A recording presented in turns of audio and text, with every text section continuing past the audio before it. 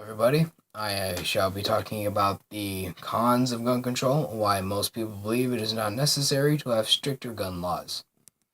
Some believe that in order for citizens to defend themselves, they need guns. As for that, I would agree.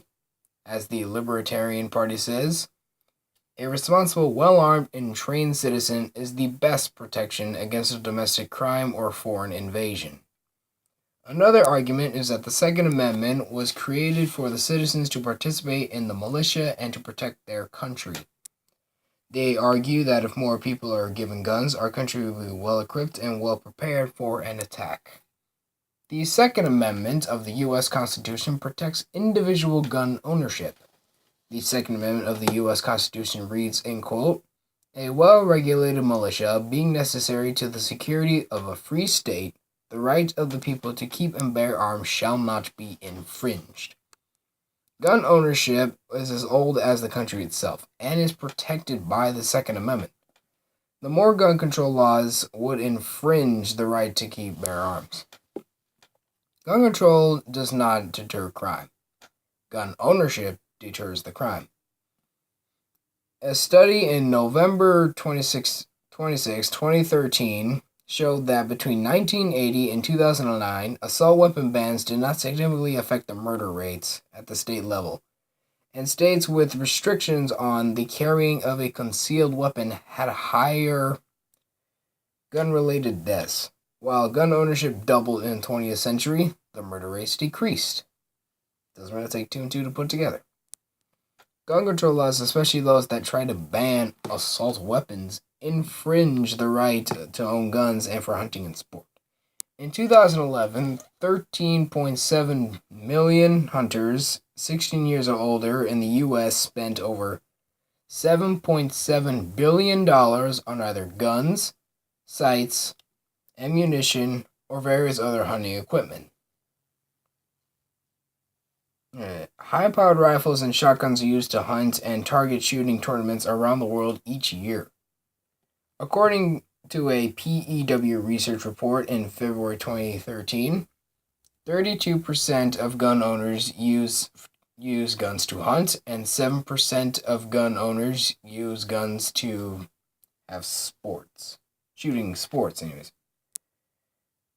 In between 1982 and 2012, out of 62 mass shootings in the U.S.,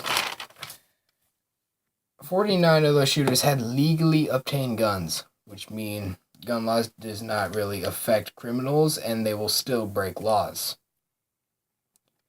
143 guns were possessed by the killers, with about a 75% obtained legally right. A Bureau of Justice states in May 2013 reports 37.4% of the state prisoners who either used, carried, or possessed a firearm had a firearm when they committed a crime for which they were serving a sentence for.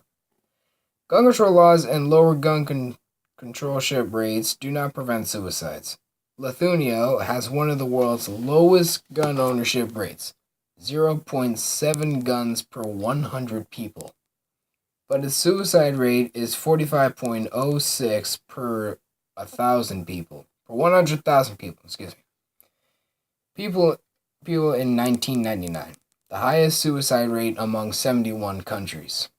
South Korea has a low gun rate of 1.1 guns per 100 people. And the rate of suicide is 12.63 per 100,000 people in 1997.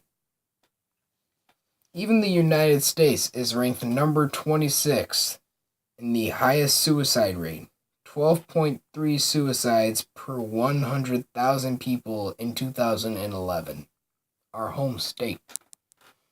And the highest gun ownership rate of 88.8 guns per 100 people. Gun control laws are not needed to be more strict. I would feel a lot safer with a firearm of any kind in my hand rather than an officer of the law. I am not disrespecting the officers of the law. They do a great deal for us. They protect us, and they are great at doing what they do. But in my book, I would very much appreciate a firearm in my hand and my capabilities rather than a police officer who could not be there at the scene in time to protect my family when I could be there with a gun in my family. This has been Cons of Gun Control, and I will see you guys later.